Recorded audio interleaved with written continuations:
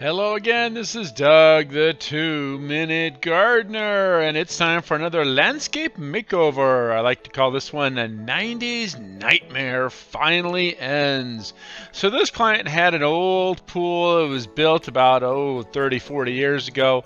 The concrete was fading, it was cracking, and it was also settling, and there was all kinds of issues other than the fact that it was ugly. It had this weird step down which created a trip hazard for the client and her grandkids and their little dog. And on top of it all, the retaining wall that was holding the whole yard together was falling apart.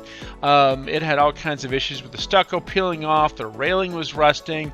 So let's just get to work. I did a nice design just to kind of resuscitate everything, and then the boys brought in the big old jackhammer attached to the Bobcat, and it's time to rip this old concrete to pieces. And it took about a week of jackhammering and demoing to break all of that up, and then they put the skip loader attachment on the Bobcat to then lift it into the various dump trucks that pulled up next to the pool deck. Thankfully it had pretty good access there, so it was quite a lot of work to get all that concrete all knocked away. And again, as you see there, always put plywood down whenever you're blasting away the jackhammer.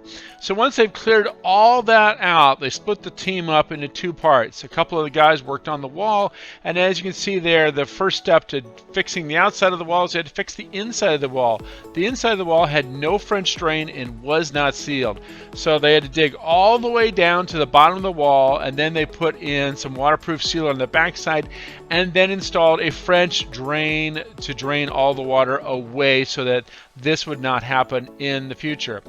While they were doing that, pool guy came in and fixed his skimmer, and then it's time to bring in all that Class 2 road base to rebuild up the pool deck.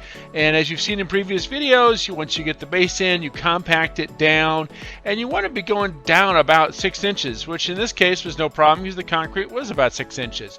So you build that up with about 4 inches of the compact road base and then 2 inches of the leveling sand, which leaves you another 2 inches for the brick itself, or the pavers in this case. And the client selected these beautiful Angelus pavers. This particular one was Adobe Copper was the color. Really pretty stuff. The brand, the style of paver was called Courtyard. And then so the guy started laying all that in, and it went pretty quickly. Obviously they do a lot of cuts around the round pool and the round hot tub, but they made pretty good progress on that. Now, while a couple of guys are working on the pavers, again, a couple other guys are working on the wall. So the next part of that project was to scrape all the damaged stucco off over the length of the wall. By the way, hey, make sure to hit that like button if you are enjoying this video to see how we did this landscape makeover. Once all that was scraped and washed off, they had to put 2 coats on it. They did a scratch coat just to kind of seal the wall a little better, and then the final coat which had the color itself. And they picked this color to complement their house. Actually, I think it matched the house perfectly. And so you can see there was a scratch coat that was kind of grayish brown, and then this is the final color coat that they put on top of it, and they also did a nice smooth Santa Barbara finish as well. So it's not that bumpy 90s stucco style that was so prevalent 30 or so years ago. So while the 2 guys are working on the outside of the wall, the other guys are working on the inside where they're finishing up the pavers. Now, once all the paver was done, the last major element was the shade structure. They really needed some shade on this pool, so they picked this wonderful Yardesy shade structure that you've seen in previous videos as well. And the great thing about pavers is that you can pop the pavers out, especially if they haven't been sealed yet, and then figure out where to put the footing. So that's what they did. They popped once they laid out the frame, they knew where the footings were going to go, popped it out, dug the hole, poured that extra 12 inches of concrete, and then bolted it all back together, and then recut the pavers right around that. Once they finished that, then it was time to put in that polymetric sand to lock up the pavers really nicely, and they laid all that in. And you've seen other videos where I've showed how that process is done. And then, of course, time to seal the pavers, because you always want to make sure to seal pavers, especially around pool decks where you might have drinks or things spilled. So then you seal it with the sealer you see there, and that way it gives you a nice good coat. Always remember with pavers, you're going to need to seal it about every 5 years or so to reapply it. It's a pretty easy process. All right, now let's check out the before and here is the after. All the concrete is gone. They didn't redo the pool itself, just everything around it. So the concrete's done. They've built this beautiful paver pool deck that really adds a lot of color to it. The other great thing about pavers is when they are wet, which they usually are around pools, the colors really pop. It's not much more interesting to look at. Notice we also got rid of all the planter beds right up against the house. The house itself was having some stucco issues, and so we wanted to get rid of all those planter beds so there would be less water up against the house itself. On the other side, notice that there's a thin little planter bed all the way around up against that big retaining wall, and that will, all the water will go into that planter bed, down into the French drain, and then drain out to the street, so it won't build up against the wall to damage the stucco.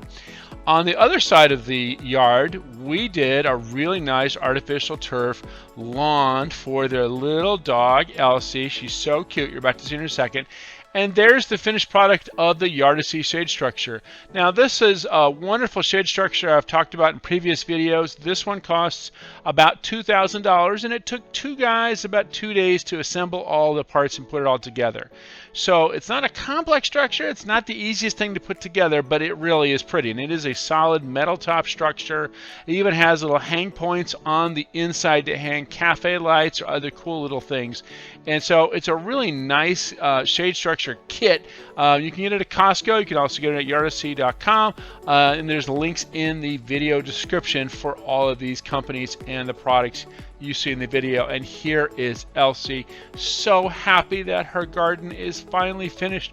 Her lawn is finally finished. Just loves her lawn so much, because before she had nothing. She had dirt and concrete. There was no place for Elsie to play.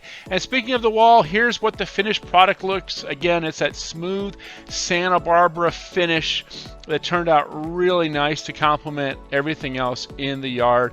Well, I gotta say a big thank you to Juan with Unique Landscaping. Their crew did a great job on this project.